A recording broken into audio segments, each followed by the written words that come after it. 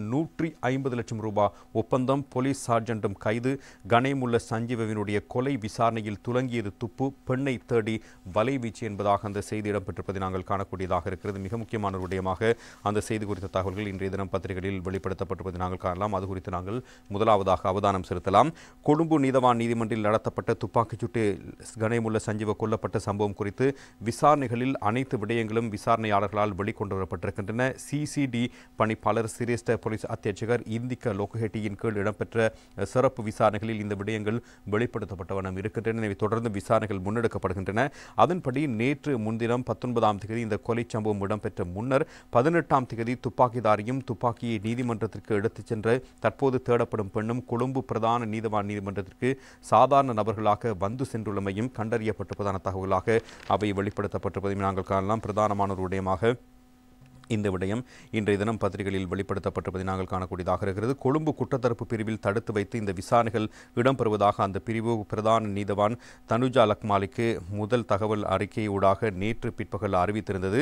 அதன்படி இந்த சம்பவத்தினுடைய பிரதான சந்தேக நபரான கைது செய்யப்பட்டவர் மகரகம பகுதியைச் சேர்ந்த சமிந்து டில்ஷான் பியூமாங்க எனவும், மற்றைய நபர் சாரதியாக செயற்பட்ட மில்லேவ பகுதியைச் சேர்ந்த மகேஷ் சம்பத் பிரியதர்ஷன் எனவும் அவர்களையே தடுத்து வைத்து விசாரித்து வருவதாகவும் போலீசார் நீதிமன்றத்துக்கு அறிவித்திருப்பதான விடயங்களும் இதன் மூலம் வெளிப்படுத்தப்பட்டிருப்பதை நாங்கள் காணலாம். குறிப்பாக சில நாட்கள் இவர்கள் இங்கு தங்கியிருந்து பல்வேறு விடயங்களை கண்டுபிடித்திருக்கிறார்கள். 18ஆம் தேதி தங்கு விடுதிக்கு வந்த ஒருவராலேயே துப்பாக்கியை மறைத்து எடுத்து செல்லப்பட்ட குற்றவியல் நடைமுறை சட்டக்கோவை புத்தகம் கையளிக்கப்பட்டுள்ளமை கண்டுபிடிக்கப்பட்டிருக்கிறது. அந்த புத்தகத்தில் 2 பக்கங்கள் குறித்து தங்கு விடுதியிலிருந்து போலீசார் மீட்டிருக்கிறார்கள். அத்துடன் இந்த சம்பவத்துடன் தொடர்புடைய மேலும் சிலரையும் போலீசார் அடையாளம் கண்டிருக்கிறார்கள்.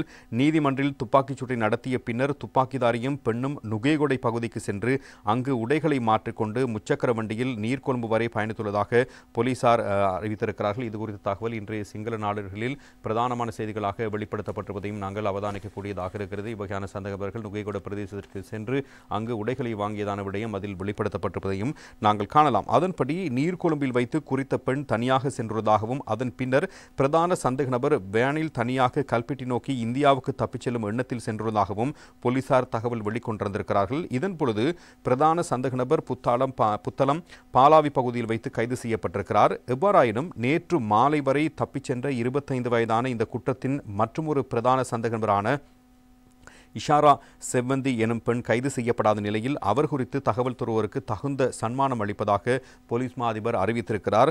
அத்துடன் குறித்த பெண்ணுடன் தொடர்பில் இருந்ததாக தொலைபேசி பதிவுகளூடாக உறுதியான தகவல்களை மையப்படுத்தி நீர்கொழும்பு போலீஸ் நிலையத்தில் சேவையாற்றிய வாரியபொல பாதனிய பகுதியைச் சேர்ந்த நீதிமன்ற சர்ஜென்ட்டையும் போலீசார் கைது செய்திருப்பதாக தகவல் வெளியாக இருக்கிறது. கொழும்பு குற்றத்தடுப்பு பிரிவின் விசாரணை குழு இந்த கைதனை மேற்கொண்டிருப்பதாக தகவல்கள் வெளிப்படுத்தப்பட்டிருக்கின்றன. இதனும் காலை முரசு பத்திரிகையிலும் இது குறித்த தகவல் பிரதானமான செய்தியாக வெளிப்படுத்தப்பட்டிருப்பதை நாங்கள் காணலாம்.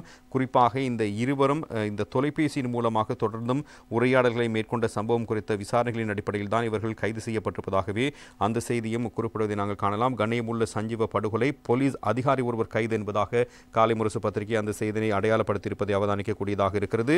எனவே பல்வேறு முக்கியமான விடயங்கள் இந்த விசாரணைகளின் மூலம் அம்பலப்படுத்தப்படுவதையே இதன் மூலம் நாங்கள் அவதானிக்கலாம்.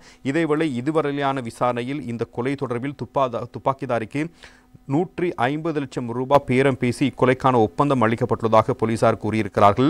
அதில் 2 லட்சம் ரூபாய் துப்பாக்கிதாரிக்கு முற்பணமாக வழங்கப்பட்டுள்ளதாகவும், எஞ்சிய தொகையை இந்தியாவில் வைத்து வழங்குவது தொடர்பிலும் பேசப்பட்டுள்ளதாகவும் போலீஸ் விசாரணையில் தெரிய வந்திருக்கிறது. இவ்வாறான நிலையில் குறித்த கொலை ஒப்பந்தமானது துபாயில் இருக்கும் கெஹல் பத்தர பத்மை எனும் பாதாள குழு உறுப்பினரூடாக வழங்கப்பட்டுள்ளமை தெரிய வந்திருக்கிறது.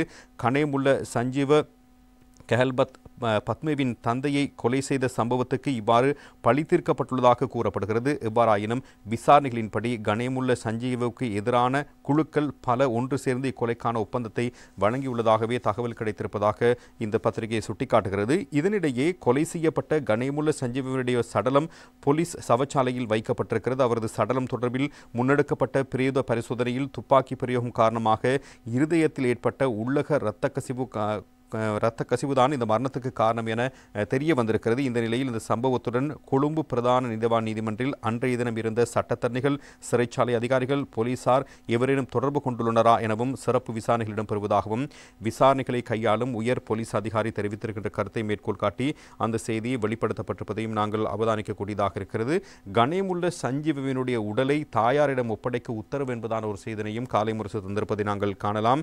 கொழும்பு புதுக்கடை நீதவான் நீதிமன்றத்திற்குள் வைத்து சுட்டு படுகொலை செய்யப்பட்ட பாதாள குழுவினுடைய தலைவரான கணேமுல்ல சஞ்சீவனுடைய மரணம் குறித்து விசாரணை நடத்துமாறு கொழும்பு தலைமை நீதவான் தனுஜா லக்மாலி சட்ட வைத்திய அதிகாரிக்கு உத்தரவிட்டிருந்தார்.